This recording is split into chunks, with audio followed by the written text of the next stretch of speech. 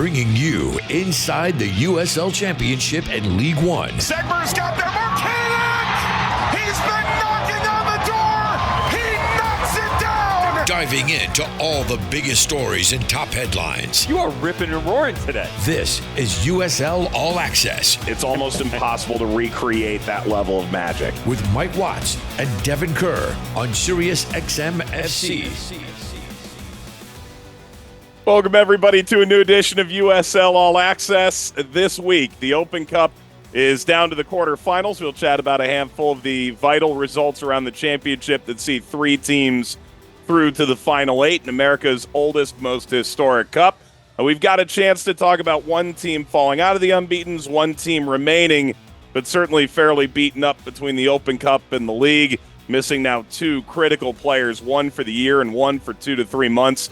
Also, a look around the upcoming week in the championship, including a game on CBS Sports Network this Wednesday in Monterey Bay. Devin desperately wanted to be here. He really did. But he's out walking the cat for an extended period of time today. However, we did replace him with our favorite British version of Devin. Nicholas Murray is the Senior Director of Editorial for USL. He's been a friend of mine now since literally my first game covering the league, but he did not wear a Boulder hat for the occasion. Nicholas, welcome to the show. Glad you could join for the week. Thank you, Mike. I really appreciate it. There's so much to dig into, and obviously taking Devin's place is a massive pair of shoes to fill. Dev and I were chatting about the best person to sit in this seat for the day, and the thing is, when we have a statistical question or we have a USL history question, we refer to you as our encyclopedia. You're our first call. I just want to hit a couple things with you off the top. How many USL games do you watch all 12 when we get a full slate every week? I watch at least part of every game live, and then I'll go back and rewatch highlights and rewatch segments that I missed out of interest, so that way I can try and do what I do in terms of the follow-up stories on Sundays and Mondays and Tuesdays and the rest of the week for the USL Championship website. For what it's worth, we will be doing a me-inspired mailbag about you at the end. Usually we ask for viewers, but frankly, I have so many questions that I'm finally going to get answered today. I might have answers. I'll see what I can do. Understood. Let's start at the top in terms of the championship. There's one left now. The unbeatens have dwindled down to one. Let's start with Charleston, whose 11-game unbeaten start finally concludes. Derailed, as Devin so politely put it in our format. Wilmer Cabrera and El Paso Locomotive pick up an enormous win, one that nobody saw coming. Charleston's first loss. Chris Allen gets sent off around halftime, 2 yellows. Amando Moreno scores the go-ahead about 25 minutes, beg your pardon, out of halftime. Jackson Conway equalizes handful of minutes after he comes on as a substitute. And then Moreno ultimately scores the winner at 90+2. The funny thing about this, Nicholas, is the way the Brian Clairhout era ended was basically an identical gut punch that El Paso just handed Charleston. And while that felt very Clairhout, to me, this felt very Wilmer Cabrera. What did you make of the game? So I have a question, first of all. Was this as big a shock as it seemed? Because I know it feels like a big shock. Lost in the West, one win all season, going up against the undefeated Battery. But there's a few factors in here that lead me to think it's not quite the shock that I think it is. One, you've got Charleston coming off Atlanta in midweek, the gut punch of the penalty shootout, a loss, getting eliminated from the Open Cup in a game that they had on their feet. Two, you have the Wilmer Cabrera effect, the new manager bounce. Everyone wants to go out and impress. Everyone wants to go out and put in a good performance. And they've got the extra rest. They've got the extra preparation. Going to the East Coast, not easy. Going to Charleston, incredibly difficult. But you've been saying for weeks, and I've been saying, this is a talented squad. They've been talented, but underperforming. And they finally managed to pull out a result that is entirely, as you mentioned, entirely unplahautian. The thing about El Paso, and maybe it is the dead cat bounce kind of thing where a new manager and a little new blood, right? But like at Charleston, like other than penalties, they don't lose there. They haven't lost there in like a year. It's of all the teams to knock them off, it's El Paso. I mean, it is kind of shocking. And that's the beauty of it, right? You have these results. It's like Miami going to San Antonio last year and ending their undefeated streak. These weird situations happen, and they happen only occasionally. But when they do happen, it's one of those, what? And let's face it, Charleston, even down to 10, was the better team in this game. You can make a great argument that I came away as impressed with the Battery from this game as in some of their big wins this season. They were better down to 10. They outshot El Paso 14-5 in the second half after Chris Allen's rush of blood to the head late in the first half. And if they get lucky, Nick Markanich's header after Moreno's goal in stoppage time finds the net instead of hitting the post. Mm-hmm. Don't worry about the Battery. They're going to be fine. They looked tremendous. Ben Pimman was rightfully full of praise for them for their performance coming out of the week that they had, coming off the disappointment of the Open Cup. They were immense, and I'm expecting a really good performance from them that we'll talk about later in Monterey Bay on Wednesday night. Yep, on national TV. That's the CBS Sports Network game on Wednesday, 10 p.m. Eastern time on Monterey Bay in Charleston. We will chat about that later in the show. It's the sixth best start all time in championship play through 11 games. They get tagged with their first loss. Conversely, Sacramento remains the lone unbeaten. Not only are they unbeaten in the league, they are unbeaten still in the Open Cup. After, all right, let's take a step back. Should a draw and a loss in penalties be considered a draw? Because this is an ongoing thing with Open Cup, right? So did Charleston already in theory lose? No, they didn't. You had to lose in the 90 minutes or the 120 minutes to lose. Penalty shootouts, we know how they can go. Some teams are very good at them. Some teams are a little bit snake bit by them. And look, if Charleston gets to a penalty shootout this November, they need to win it to get that monkey off their back. Yeah. But they do. Did they lose? No, I didn't think they lost. Okay. Atlanta probably did enough to win, but so did Charleston. You had that great chance by Randy Myers late in extra time, and if they bury that, then that's game over and they're through. Mm-hmm. But I can't see how you can consider that a loss when it's a shootout. Shootouts happen. I'm from England. I know how that goes. Yeah, you do. I'm just opining left or right. I'm not saying there's a right or a wrong, except I do actually believe it's a draw. I mean, the rules and regulations are simple. This is from FIFA, baby. I didn't make this up. Yeah, it's like I'm a man of statistics. I'm a man of rules. I am a man of logic, and penalty shootouts are not defeats. Well done. So Charleston did, in fact, lose their first game. They had drawn the previous game. Sacramento hasn't lost anything, and they haven't left anything up to debate. We'll talk about their Open Cup game against San Jose, and I called that, and I lost my voice over that.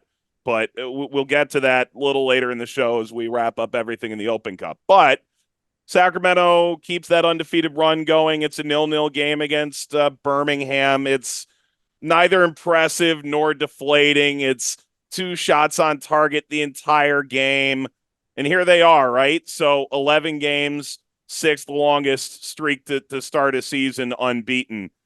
Where does Sacramento sit in all this? And we'll talk about the injuries in a moment because they are substantial. So I think there was a little bit of a hangover, and the injuries contributed to that. Obviously, Russell Cicerone missed out on Wednesday on the Open Cup game. Rodrigo Lopez went down during the Open Cup game, and you heard it from Mark Briggs after the game. The combined absence of those two, he didn't quite figure out the structure to break Birmingham down. Birmingham came in extremely well organized.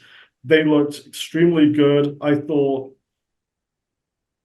that their young midfielder Kobe Hernandez Foster was really solid in the center of the park against a very good midfield unit.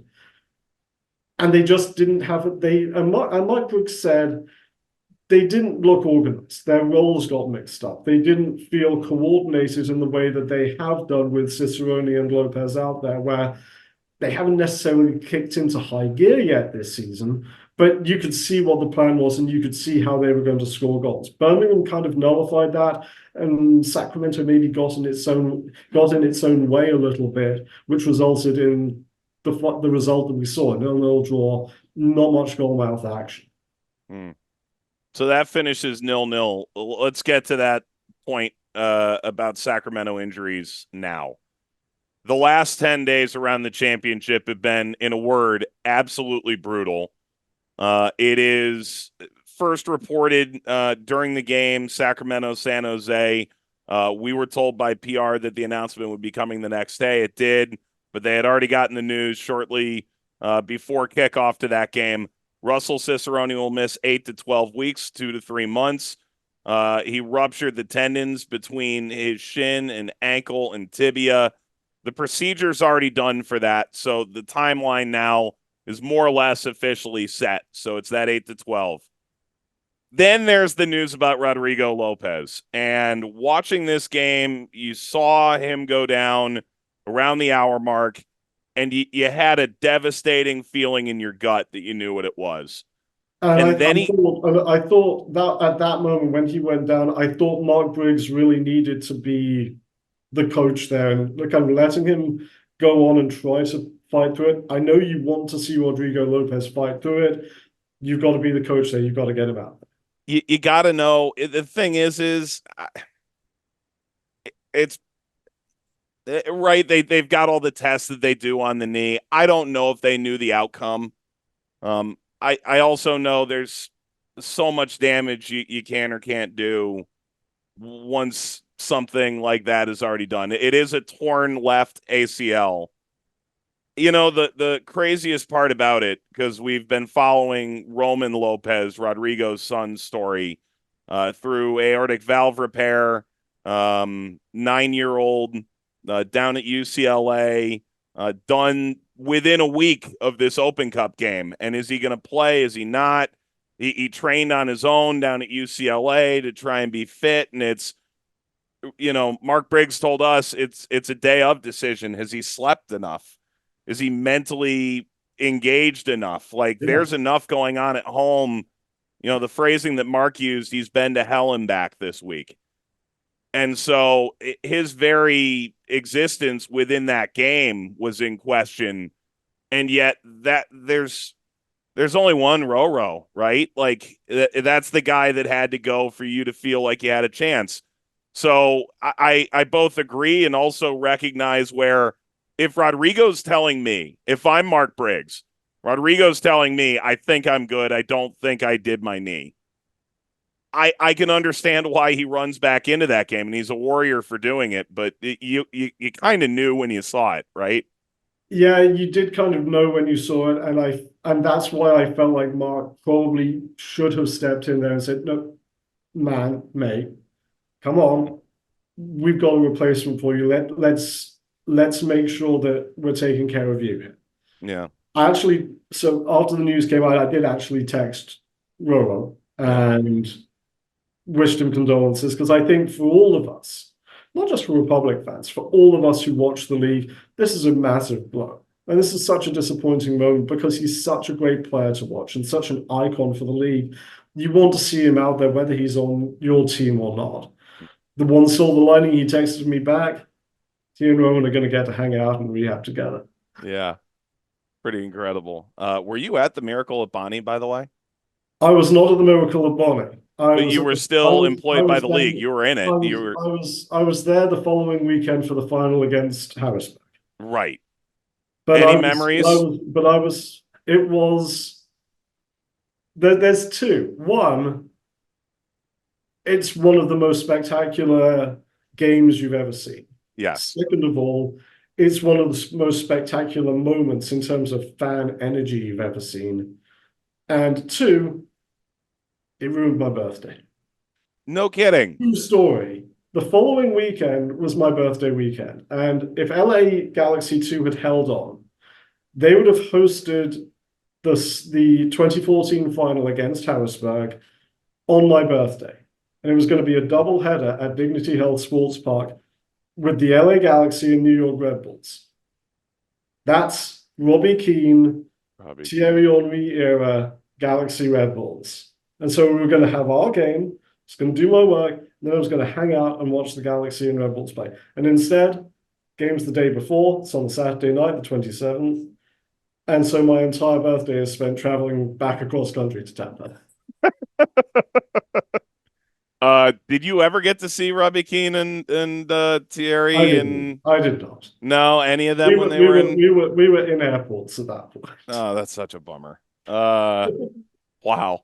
And you and I both come from the same sort of like, I wasn't quite print journalism, but I was radio journalism. Yeah. Going through school. Like I got a front row seat to see Thierry and was Tim Cahill and kind of Rafa Marquez. He was physically there, but you never quite knew about the rest. Exactly. With Red Bull winning the Supporters Shield that year. Oh, what a time. So one of those, look, at the same time, Sacramento was amazing. We had such a great time all that week. And you start making those friendships that end up resulting in the stories that we did a couple of years ago during the Open Cup run, not just with the players, but with the fans and the fan base that traveled out to the game in Orlando that I got to meet up with before going to the game itself. So it would have been fun, but Sacramento was great. It's the way it was meant to be, regrettably for you. Couple other things to hit real quick in terms of injuries. For one, good news on the timeline for Adam Grinwis. Speaking with Ben Pierman this past week, the expectation is he will miss the game. Daniel Kuzemka should be in goal in Seaside Wednesday night, but coming off a broken nose, expectation is they get a 10-day layoff before their next game, in which case they should be able to get Grinwis back. Then there's a couple such a great addition for that. Like he's been, like for someone who has not played a ton of games, who's been in MLS but has not played a ton of games, he's been excellent. Yeah. More solid than you'd think coming off the Muse era. I was a little concerned. I think that was the concern, and I think I wrote that in preseason. Like the concern is Adam Grinwis has always had the pedigree. He's always been good enough to be a backup goalkeeper in Major League Soccer, but it also means that he hasn't had the minutes. We're now seeing exactly why he was that well regarded and kept around by so many MLS clubs, because there has been very little drop off from Trey Muse. Mm-hmm. A couple other injuries. One down in your neck of the woods. Forrest Lasso for the Rowdies, torn ACL against Tulsa. That was a 5-0 win. They ended up falling this week to Dallas. We'll chat about the Open Cup in a little bit. You know, Jordan Doherty dropped in there to start with Guillen in a 3-back. I'm intrigued to see how they handle it moving forward, but like that's your vocal leader. I think a lot's going to fall on Guillen to be allowed on Doherty to fill literally a Giant's shoes. It's really big, but I'm not necessarily sure this is as devastating for Tampa Bay as maybe Cicerone and Lopez is for Sacramento. What they've done so far is they've slotted Eddie Munjoma in as the right centre back, right, pushing Doherty to the centre and Aaron Guillen in his regular role on the left. And what I like about this is Robbie Nielsen wants to play this high line. He wants to play this high defensive line, and we've seen in certain instances where that's caught Forrest out. Eddie has the speed to play that high line, to be that cover.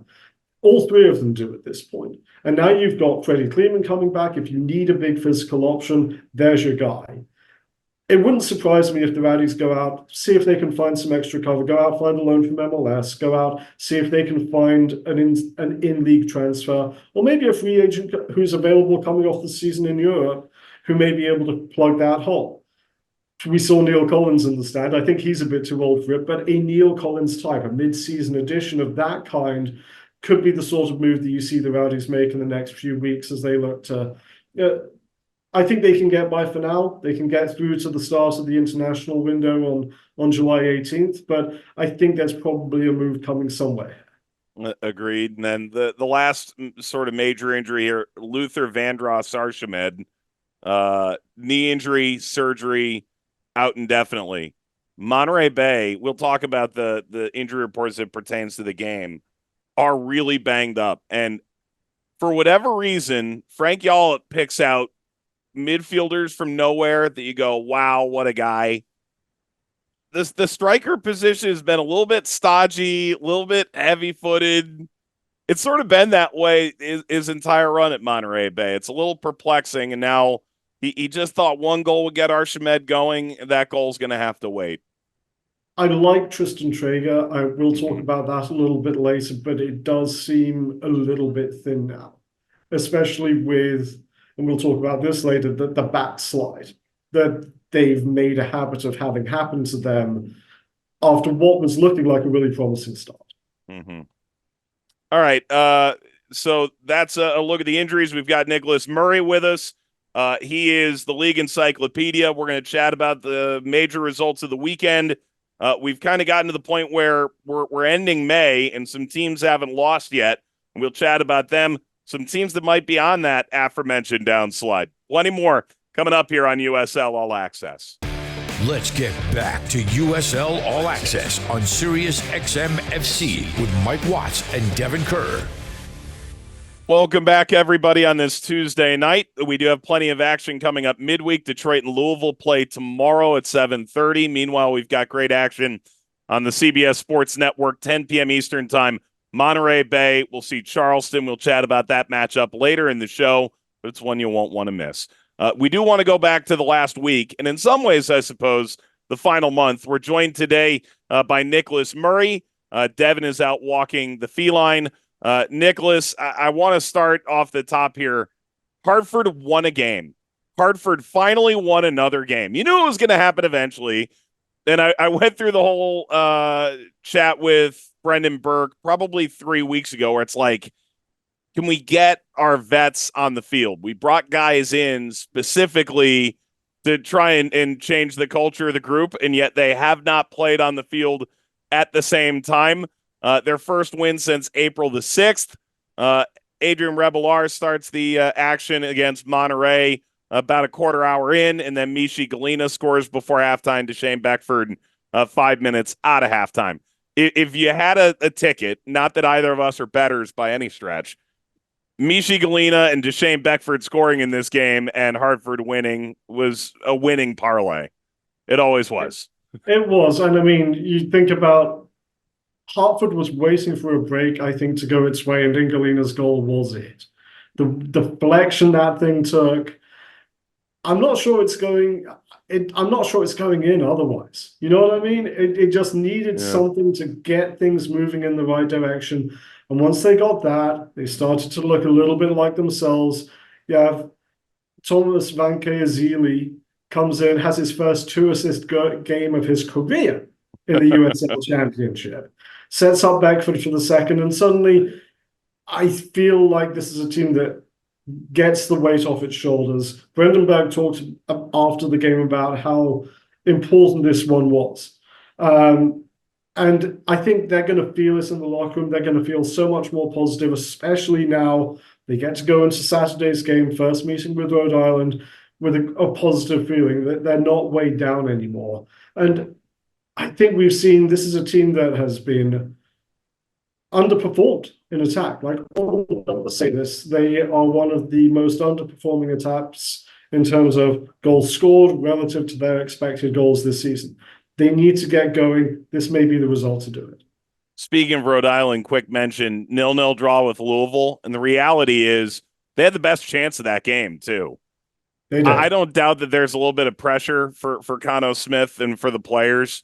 You get this deep into the season, you have one win. And I know you've got 7 draws, but you and I have both been around this league long enough to see the death by 1,000 paper cuts like RGV, 10, 12 draws in a season, and either, you turn 5 of those to wins. We're talking about a home playoff game. You talk 2 more wins and you aren't biting your fingernails in the last 2 weeks of the season hoping you get in. Like, Rhode Island's very much walked that path now. I say this every year when we start to get to the playoff predictions, the playoff progress, who needs what, those stories we run in the second half of the season. Draws are death. Yes. Draws are death to playoff chances. And look, I think we've probably talked about this a little bit. The field at Bern Stadium, it's not helping. It's 3 scoreless draws they've had there now, and it's as you I think referred to. It's a sticky wicket. Yeah. It's really sticky. It- You referred to that. I caught that this weekend. That Bern Stadium might be the stickiest wicket in the championship right now. In terms of flow, and for a team that wants to play the way that Rhode Island wants to play, that's not ideal. Can you just admit that you taught me well if I'm dropping a sticky wicket line? There are things that we can drop into our conversations every now and again, and sometimes they rub off. Yeah. Scouse Bromolo, who's the leader of Scouse's house, right, in Louisville, sent me a Absolutely. text when it went down and goes, "Really, mate? Sticky wicket." Hartford, big win, needed win over Monterey, as injured as they are. Let's chat about Indy here. 2-1 win over Phoenix. They went down in the first 20 minutes. Jack Blake has been on a scoring tear the entire year. Dude's not going to win the Golden Boot, but he's already eclipsed really any scoring expectations that he's had at any point in his career. Some of that comes with a system that's actually asking him to score, and that has not always been the case.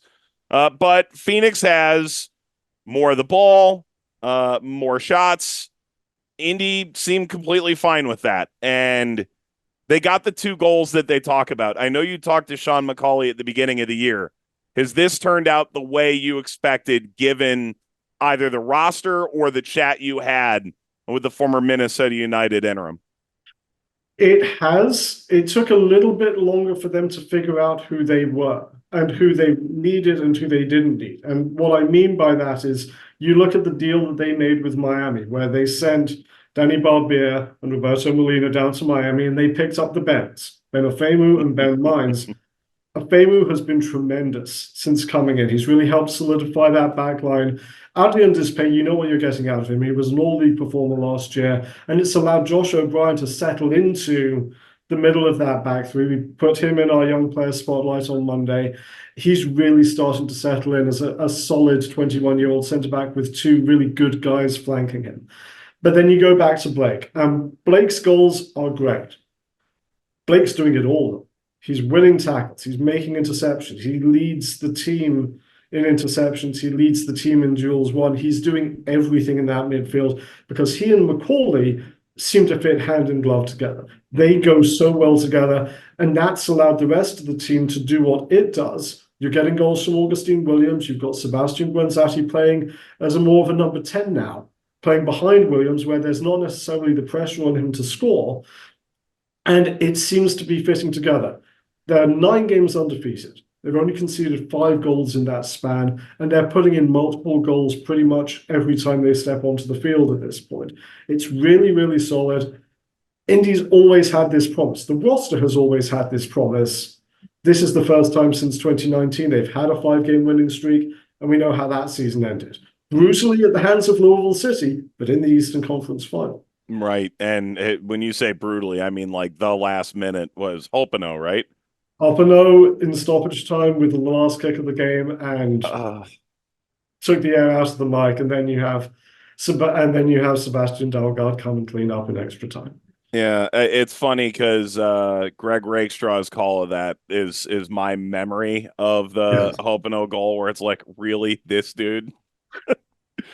Handful of other results we want to make mention of from the week. New Mexico, right? 2-1 win, come from behind against San Antonio. By the way, there is a very late red card in that one that'll affect things moving forward. Carter Manley sent off for San Antonio. New Mexico's found it. I don't know that San Antonio has completely lost it, but I know New Mexico's found it. New Mexico's absolutely found it. They're top of the West. Yeah. This is the difference between Sacramento drawing and New Mexico going out and winning these games. Yeah. New Mexico, they were discombobulated. They got into San Antonio's game. They were losing possession right, left, and center for the first half hour of that game. And it showed. San Antonio takes the lead. Absolute dime by Kevon Lambert for Luke Harkinson to head home. Fantastic goal. But then New Mexico figures it out. Greg Hurst talked about it after the game. Get involved, make something happen. He goes out, doesn't get an assist, but the move that he put on Kendall Burks on the goal line to create that chance that Nanan Husu cleaned up was awesome. And then he puts in a 30-yard thunderbolt on the half volley that was just out of this world. Here's the thing about that, though. They do that, they get into halftime with a lead, and then they play keep away. They don't let San Antonio get a look, and they didn't take a shot for the final half hour of the game. The last real opportunity they had was the shot that was tipped over the crossbar by Tambakis by Mbongwe in the 59th minute. You get a weak header from Juan Agudelo off that corner, and then you don't get a shot for the last 30 minutes. That's great by New Mexico. It's great game management. It's exactly what we've been waiting for them to do.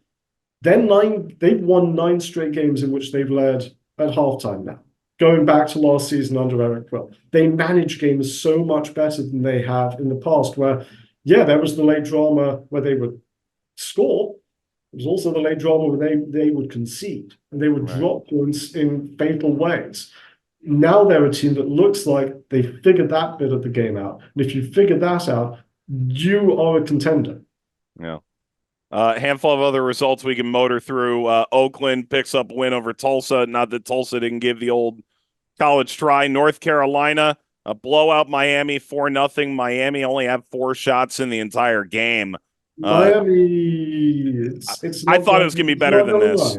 It's not. I wasn't so sure. I wasn't. Yeah. Well, I don't think I was as convinced as you about it. I think I saw the hallmarks of a team that was figuring out how to play a more enticing brand. And in the first, let's call it 5 games, they were losing, but you went, I see what they're trying to do here. And if you tighten this thing up and you keep the sort of mentality of it, you never know. Well, now I think we do have a much better idea than we did then. They're a team that doesn't understand how to win yet. Yeah. And there's not enough experience there. They've tilted. They've got this talent, but it's also young and it's also green that they don't understand how to win games yet. Yeah. And I don't know that the Italian 4th division necessarily is the best proxy either. I think we've seen that there were some people online that were thinking, hey, this is going to be great. Italian 4th division, they're going to walk this. No, this is a much tougher league than you'll give it credit for. We hear it from every manager that comes from overseas, or it's the first thing they mention. And even the travel, the services, nothing about this is easy. Tampa Bay did get a late winner. You were there to see it. Cal Jennings over Las Vegas. Neil Collins in the building. You have a chance to chat with the GOAT. I was not in the building, sadly, Saturday. I would have loved to have chatted with Neil. I was there Wednesday night. But look, Cal Jennings, he spoke after the game about, hold on, calm down, patience. Yeah. And you could see it in that final finish. It's a great goal, and it just gets the Rowdies a result that they really needed. Keeps them in, gets them up into 4th place, keeps the positive momentum from Wednesday night, which, even though it was a loss, we'll talk about this in a minute, was sensational. And it keeps them moving in the right direction ahead of heading to Sacramento. Matchup we'll be keeping an eye on. Chat about that later too. Last one I want to mention, Orange County Loudoun. I'm still not convinced that it's a penalty in 90 plus 5 on Ashton Miles, but it is. And you don't have to be. No. Because realistically, Loudoun had already done enough to win. In theory, it won at 1-0 with half a minute left. It's irrelevant, but it does cost Ashton Miles a game. And then you see Morgan Carlson run out. I don't know what he said to Natalie Simon. I just know it was bad enough to get a straight red as he was walking by. Yeah. I mean, don't do it. I know. It's bad enough. But look, credit to Loudoun. First time they went to Orange County for the Open Cup game, rode their luck. Got a couple of good goals by Wesley, but they needed the penalty save, and Orange County probably outplayed them. That was not the case here. Loudoun was fully deserving of their 3 points. Excellent road performance. 2 in a row for them, and they're back sniffing the playoff places again. There's Loudon, if you can believe it. All right. Yeah. When we come back, speaking of sniffing playoff places, there is still Cup football going on. The U.S. Open Cup is down to its final 8. There are 3 championship sides, 2 MLS Cup sets in the rear view. We'll chat about all of it on the other side of the break right here on USL All Access. You're listening to USL All Access on SiriusXM FC. Here are your hosts, Mike Watts and Devin Kerr. Back on All Access, Mike Watts, Nicholas Murray, Emmett McConnell's at the controls as ever, putting this thing together. Nicholas, let's roll right into the Open Cup and do the thing. Charleston and Atlanta. I called this game with Devin. The Battery were good enough. They were certainly good enough. Weren't excellent in the final third. Great opening half. Atlanta really didn't bring enough off the bench because they physically don't. Physically, they're not capable. They don't have it right now. They don't have it. They're so banged up, and it's really, and it's reflecting in their results in MLS. But like you said, the Battery could have won this game. And you look at the 2 chances they had for MD Mars. The one in the first half, which is great save by our old friend Josh Cohen, coming off his line, and then the chance in the second half. How Aaron Malloy sees that pass, that's what makes him Aaron Malloy. Mars sends it over. If that goes in, it's probably game over. And yet, the Battery, they have the game on their feet. Diego Gutierrez has a shot to win it. And here's Josh Cohen. That's why he was the USL Championship legend he was. That's why he had so much success in Israel. And that's why he's been brought into Atlanta to be the heir apparent to Brad Guzan when the US men's national team legend decides to hang it up. Yep. And Marcanic essentially marked out of that game. Note from Devin. Only players who touched the ball less than Nick Marcanic. Ikazu played 74 minutes. Lakavu played 33. And then a bunch of guys who came on in extra time. Crawford, Gutierrez, and Conway. Rutrow. He looked a little bit off his game on Friday night as well. I'll say that. Before the header off the post against El Paso, he looked a little bit off his game. He was giving away possession a little more frequently than we've seen. He had almost as many possession losses as he had passes completed after he came on at halftime. Yep. Meanwhile, Sacramento gave us plenty to talk about in the late game on Tuesday night. Sacramento 4, San Jose 3, 7 goals, 6 scores, 4 lead changes, 3 in extra time. 2 of them within about a minute and a half. Let's call it 89 seconds for Sacramento to tie the game out of the first break of extra time and then take the lead. 89 seconds later, it was Sebastian Herrera who scored the winner, had really hardly played at all. I mean... and who had played even less than him. Yeah. This is the Cristian Parano game. Yeah. He comes on, he creates 2 goals within 2 minutes of arriving on the field. Secondary assist, hockey assist, whatever you want to call it, for Rafa Haregi on Luis Felipe Fernandez's equalizer. And then the move he made, the gasps they had on the Golasso Morning Footy show watching that goal back the next morning, it was magic. And that's what he can bring, and that's why there's still positive hope for Sacramento, that you have a guy like this available to you that can fill in for Roro and Cicerone and play that creative role underneath whichever striking options you want to put out there. Yeah, it's going to have to be Herrera and Ammon for the next 3 months, potentially. What about our boy Kieran? What about our boy Kieran and his wheels? He looked really sharp in the first half of that game. And the first 60 minutes were wild. It was a tremendous game. Like, that's one of the games in Open Cup lore, especially if you're a USL Championship fan, that's one that you're going to be referring back to 5-10 years from now. Yeah, and yet I've already forgotten more than I remember about it. A couple other results from the Open Cups, a round of 16. Tulsa knocked out by Kansas City. It was 2-0 at halftime. Segras gets a red card, outshot 34-3, really never had a chance. LAFC and Loudoun was interesting to me. LAFC, that's like a first-team lineup. I know a handful of guys that you end up bringing off the bench, but I mean, like... You've got Bouanga, you've got Tillman, you've got all kinds of first-team, senior national team talent sitting out there, coming out there for LAFC, because this is a tournament that really evidently want to win. They did the same thing against Las Vegas in the last round. Mm-hmm.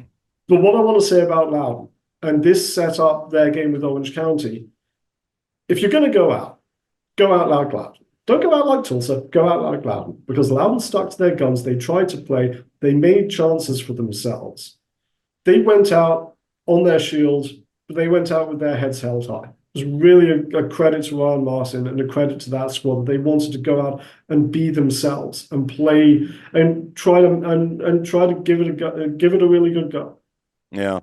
For what it's worth, secondhand characterization. I was speaking to the Loudon staff about this. LAFC has made clear, and we've heard this in the past, but I haven't heard it recently because of the League's Cup slots that exist. There's a wider swath of availability to get into a bigger CONCACAF Champions Cup.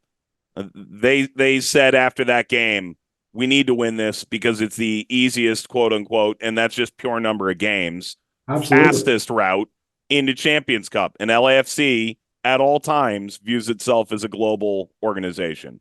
And it wants to be in the Champions Cup. It wants to have that platform, and that's why they're taking this so deadly seriously. Mm-hmm. Loudon did hang in, to your point, gave the old college try. New Mexico knocks out the parking garage boys of NYCFC 2. You need to go to Belson Stadium to understand Belson Stadium. It's a whole different kettle of fish.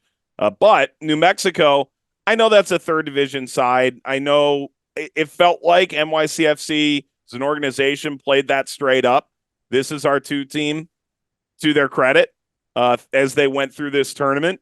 New Mexico's on to the last 8 for the second time in 5 years, 6 years?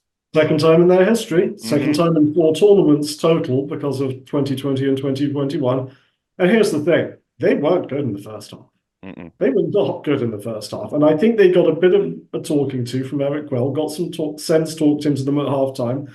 Then you come out and you bang 3 goals in, you get the red card for New York, which obviously helps. And there you go. That's a sign of the quality that they have. They took care of business on the road. Good 45 minutes, and that was enough. Indy 3-0 over Detroit. Detroit just didn't have it on the night. It just didn't. Indy created really good chances. Detroit peppered their goal with a lot of shots. But did any of them feel like they were big opportunities? Not for me. And then Seattle and Phoenix was the last game of the round. Seattle never loses at Starfire. They literally have not lost. They haven't advanced every time, but they've never lost. Game winner from Cosa Rienzi at 88 minutes. Phoenix hung in there. To Seattle's enduring credit, they ride home field advantage and essentially a second team all the way into the quarterfinals. And now if they really want to go for it in Sacramento, they're going to have a chance to see a team without 2 of their top, let's call it 5, 6, 7 players, of which one is the beating heart of your team. Yeah, it was really tough for Phoenix. The problem was, for Phoenix, is they got the lead and they didn't try. There wasn't quite enough from them in the second half. They retained possession so well. And look, Seattle came out, they pressed, they made it very difficult for Phoenix to retain possession in the same way as they had in the first half. But it just felt like Phoenix thought it was going to be able to hold on. And that just doesn't happen at Starfire. No. And the field's literally too small to play keep away on it, too. Exactly. All right, when we come back. And then, obviously, there's the game I was at, Tampa Bay and Dallas. Yeah. Tampa Bay should have won that game. By all rights, Tampa Bay wins that game, and FC Dallas gets an all-career performance out of Martin Paes in goal. He had 8 saves. They had goal line clearances. They had shots off the post. There is going to come a point in time. If you look at the game last year against the Dynamo, where Bern Olsen gave the Rowdies all kinds of credit after beating them 1-0, and it was missed chances, Neil Collins said after the game. And you look at this game, missed chances, missed opportunities, goalie stands on his head. There's going to come a point in time in the next few years, I'm convinced of this, where the Rowdies are going to make a run. It's going to fall right for them, and they're going to make a run, and it's going to be really exciting. Don't they feel built for the Open Cup as an organization, the way they build a roster? They feel built for playoff soccer. They feel built for regular season success and to put themselves in a position to succeed. But this is a team that feels like at its peak. And we saw what was pretty close to that peak. They outshot Dallas 30-7. They outshot Dallas 10-5 in shots on target. They pressed the hell out of them and scared the hell out of them for the first 10 minutes. Hit the post, 5 shots overall, and then Dallas scores. Deflates the crowd, deflates the team. That ends up in the second goal. And then last 10 minutes of the first half, the Rowdies regain their mojo. They regain their feel for the game. You can see them pressing again. You can see the urgency, and it just doesn't quite happen. 1 year soon, I think, it's going to happen for them. Mojo. All right. I can't believe I got the reference. I can't believe I almost missed the game. All right. When we come back, quick look ahead. Monterey and the Battery are the Wednesday night CBS Sports Network game. Also, I throw some rapid fire at Nicholas if I can get the words out of my mouth. It's all coming up next here on SiriusXM FC. Giving insight to all the biggest moments in Championship and League One. This is USL All Access on SiriusXM FC with Mike Watts and Devin Kerr. Welcome back as we close out on this Tuesday night on USL All Access. Our appreciation to the great Nicholas Murray for being along. The man behind the curtain is no more. He does have a voice, and it is uniquely British. All right. Let's chat about the game on Wednesday night on CBS Sports Network. It's late kickoff, 10 p.m. Eastern time. It's in Seaside. Monterey Bay struggling at the moment, taking on the Battery, who come off the Open Cup knockout, then the loss on the weekend. They were, at a point, 12 unbeaten in all competitions to start the year. Monterey Bay, injuries galore. What do you make of the matchup we'll get on Wednesday night? I think it's a big opportunity for Charleston to rebound and build off what was a loss, but such a good performance against El Paso, despite being down to 10 men. The matchup to watch, this should be a treat. Aaron Malloy against Rafael Baca in the center of midfield. One of the USL Championships, maybe arguably the best all-around player in the championship right now in Malloy, though I think Jack Blake might be giving him the run for his money. Against the veteran, Rafael Baca has done such nice work for Monterey Bay. And then you get the reunion with Tristan Traeger going up against his former club. I think there may be goals in this. I'm going to be disappointed if they're not. There isn't. Yeah. Wednesday, there's another game before that, Detroit and Louisville, 7:30 p.m. Eastern time. Saturday, there's a couple games that are worth watching. I think Pittsburgh trying to rebound off of the Memphis loss is intriguing. Indy is streaking 5 straight wins. That's one I've got my eye on. You have your eye on a couple of games? Absolutely. You've got to look at the first edition of Hartford Athletic Rhode Island. Saturday night, Trinity Health Stadium. These teams and fan bases have been waiting for this game. And they've had it circled for months. And there's already heat. They haven't even played yet. There is heat here. Did you see the way they were interacting on Twitter after each got knocked out of the Open Cup? Mm-hmm. You had Hartford going after them for losing in a shootout to Charlotte, and then Hartford gets bumped off the next day by New York City FC 2. That was fun as hell, and this game is going to be fun as hell. Excellent. And then Sacramento, Tampa Bay has got a little bit of juice too, right? Absolutely. Sacramento, Tampa Bay. Look, all things being equal, this is a potential championship final preview. Though Tampa Bay, like we mentioned in the last segment, this is a team that feels built for the playoffs. This is a team that has great attacking firepower and wants to press the heck out of you. How that matches up against Sacramento's backline and midfield is going to be great to watch. Should be really entertaining. I'm not expecting much caginess in the way that we saw between Sacramento and Birmingham last weekend. All right, quick mailbag. This is my own personal mailbag for Nicholas Murray, who's kind enough to join us this week with Devin out walking the cat. All right, ballpark, how many articles a week do you write for the USL website? 15 to 20. Ooh, as an Englishman, we posted. I had 8 news stories posted yesterday total on Memorial Day. So yeah, more to come. More to come. Well, all of you were drinking. Nicholas was working, okay? And he definitely wasn't. He would never do that. As an Englishman, what's the true champion? Shield winner or playoff winner? I think in a full. It asked me this 5 years ago, and I think it's the playoff winner. Now, where you have the interconference and you have everyone plays everyone at least once, I'm leaning more towards the Shield winner. Like that's the one I would want. That's the one where you prove it over the 34 games. Best team you ever saw in the championship, regardless of era, was 2016 New York Red Bulls 2. That team, you think about the talent on that team. You had Tyler Adams and Aaron Long, future US senior internationals. 5-1 win against a good Swope Park Rangers team in the final. Brandon Allen banging in goals for fun. That team was tremendous. And I'm not sure it's going to take an awful lot for that to be topped in my mind.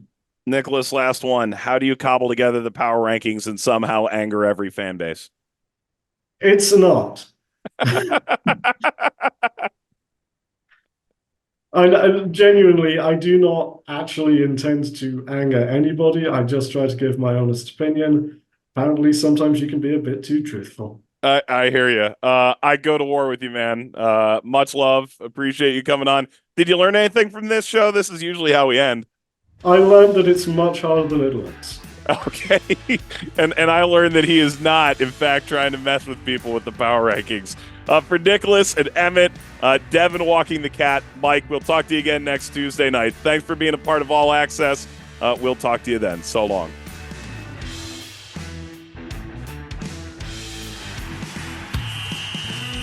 This is USL All Access. If you missed any portion of the program, listen back anytime on the SXM app.